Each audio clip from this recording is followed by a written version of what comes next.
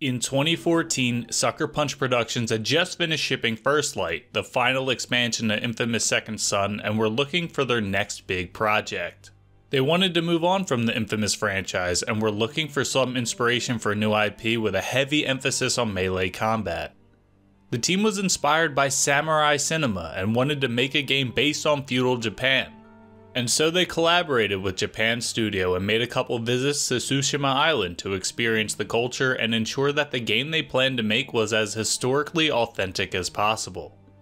6 years later, their vision came to fruition as Ghost of Tsushima launched as a PlayStation exclusive to critical acclaim and sold almost 10 million copies over the next 2 years. I remember all the excitement around Ghost of Tsushima, with players calling it a Japanese Assassin's Creed. But for some reason, I never got around to playing it. It seemed like the perfect fit, with modern Assassin's Creed at the time lacking the stealth gameplay the series was known for. Ghost of Tsushima seemingly offered an alternative gameplay-wise while still providing a completely new experience embedded in Japanese culture and historical accuracy. With the PC port coming this year, I felt that this was finally the time that I experienced Tsushima Island for the first time in all its glory, going in completely blind to see if it lived up to the hype from all those years ago. This is Ghost of Tsushima.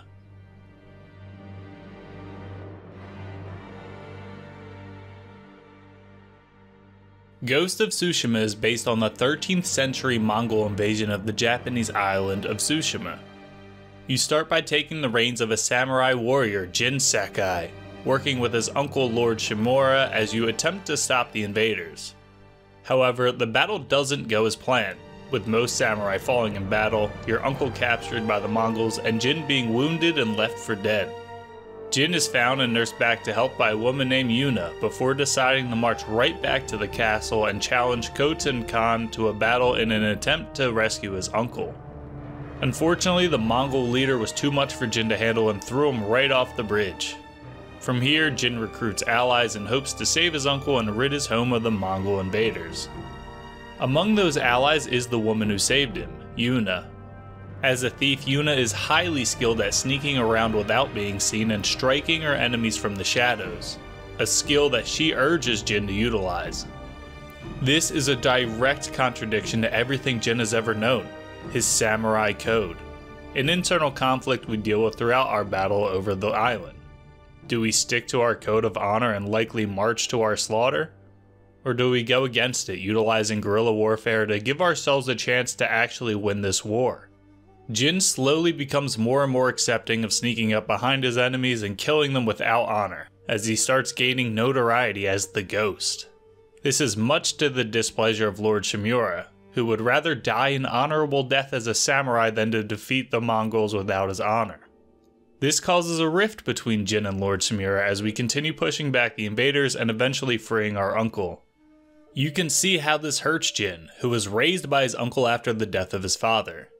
Lord Shimura is the only family Jin has left. He has treated him like a son and even wants to formally adopt him. This is something that Jin seemingly really wants, but cannot have if he continues fighting like a thief. But the samurai code of honor is predictable, something Khotun Khan has studied before his invasion, and something that will inevitably lead to the island falling to the Mongols. This moral quandary centering around the Japanese culture of honor is something I really appreciated in this game. This was also in part because at the time of writing, Season 1 of Shogun is currently airing, a show that also heavily depicts Japanese culture being centered around fulfilling your duties assigned by your lord and remaining honorable. As someone from the outside, it seems completely justified to adapt during times of war. The samurai of Tsushima are fighting for survival against a foreign threat, and given the situation, I feel like they should be doing everything possible to stop their aggressors. It seems ridiculous to stick to the code of the samurai knowing it will inevitably lead to death. Just as in Shogun, John Blackthorne questions Mariko's sense of duty, seemingly willing to march into death because it is what her lord demands. But if you're a part of that Japanese culture, in a world where it's the only thing you've ever known, your honor is everything. And to Lord Shimura, surviving the Mongols at the expense of his honor is not a world worth surviving in. He would much rather die an honorable death defending his home under the code of the samurai. Jin, on the other hand, is willing to forego his honor for the sake of his people, the ones he's sworn to protect as a samurai, a decision that eventually turns him into the villain in the eyes of his uncle. Sucker Punch did not try to make a one-to-one recreation of the island of Tsushima, but they did try to recreate the landscapes they saw when visiting the island. I've never been to Japan or Tsushima, but if it's anything like what I experienced here, then I really need to go, because Tsushima is absolutely mesmerizing. What really got me was the colors, the beautiful trees and flower-filled open fields, the cliffsides and architecture, the lighting of the sun cresting the horizon. It all just felt so authentic. It almost looks exactly how I imagined Japan would look without ever having been there. That sounds kind of stupid. I have no basis for what I think Japan looks like since I've never seen it, but somehow this just seems to be right on the money. This is the first game to actually get me to mess around in the photo mode. Admittedly, I was looking for something to use in the thumbnail, but still, every open world game has a photo mode, and I never even think about trying it out. But for some reason, the environments I encountered in Ghost of Tsushima just had me itching to take some pictures. And that's how I know that I experienced something truly special. When it comes to the gameplay, I remember all the discourse boiling down to, it's basically Assassin's Creed in Japan. Oh, you missed the classic AC games? Play Ghost of Tsushima. You wish Assassin's Creed still focused on stealth? Play Ghost of Tsushima. And while this game clearly took inspiration from the classic AC formula, it's so much more than that. Sure, a lot of the game centers around being the ghost, where you're sneaking around a Mongol camp, hiding in tall grass, and getting close enough to perform an assassination. I even had this moment where I landed an aerial assassination on someone and I was just like, holy shit, I love this game. Because it was just one of those moments that made me fall in love with the AC franchise all those years ago. But when you aren't sneaking around dishonorably, I found the melee combat to actually have a lot of depth. I always found the combat in Assassin's Creed to be centered around holding block or parry, waiting for an enemy to attack, and just counter kill.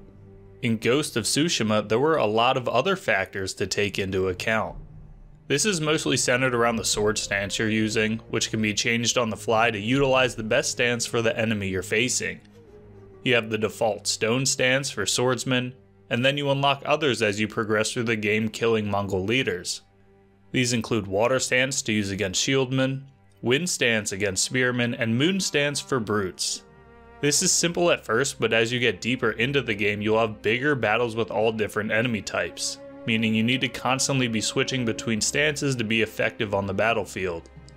And at some points, you'll even run into enemies that switch between shields and spears mid-battle to keep you on your toes, requiring you to always be thinking about your stance, what enemy you're attacking, and if you need to use heavy attack to stagger your enemy or a light attack to get a few quick hits in, keeps you constantly engaged and keeps combat feeling fresh.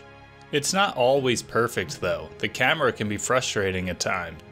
There were many times I found myself struggling to attack the correct enemy I wanted to target, or sometimes get hit from an enemy I couldn't see that made the game feel like bullshit. And man, do they love the sun-setting environments in battle.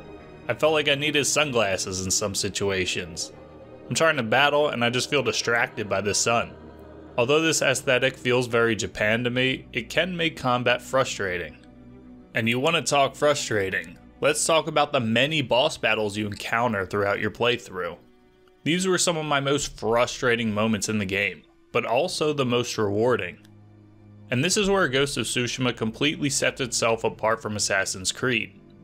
A handful of times you'll match up against a boss-like character in a small circular area and fight to the death. Here, you need to stagger your enemy with heavy attacks, and then whittle their health down with light or heavy attacks until they recover, and then rinse repeat a few times. Each boss has unique attacks and attack patterns, and you need to learn when to block, parry, or dodge. But man, sometimes the attacks they land just feel like bullshit, and can really get under your skin. Maybe I'm some sort of casual gamer, but I'm not used to being stuck on a boss battle for the better part of an hour.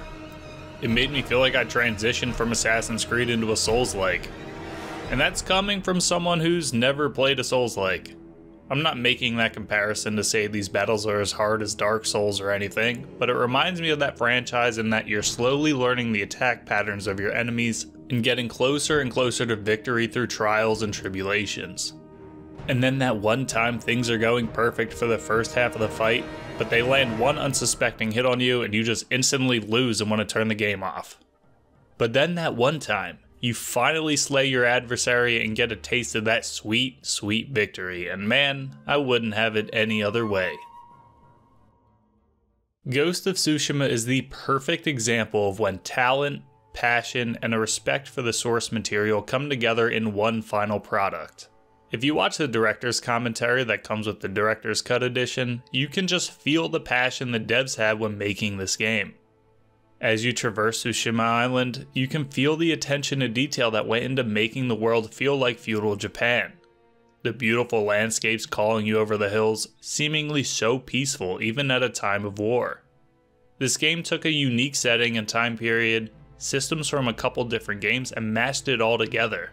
But what we got here was greater than the sum of its parts. You can nitpick about certain things you don't like, but at the end of the day, Ghost of Tsushima is a AAA game that feels more like a passion project. It may not be perfect, but it is a masterpiece. And I would highly recommend that any gamer give it a go if you let this one slip by, just as I did.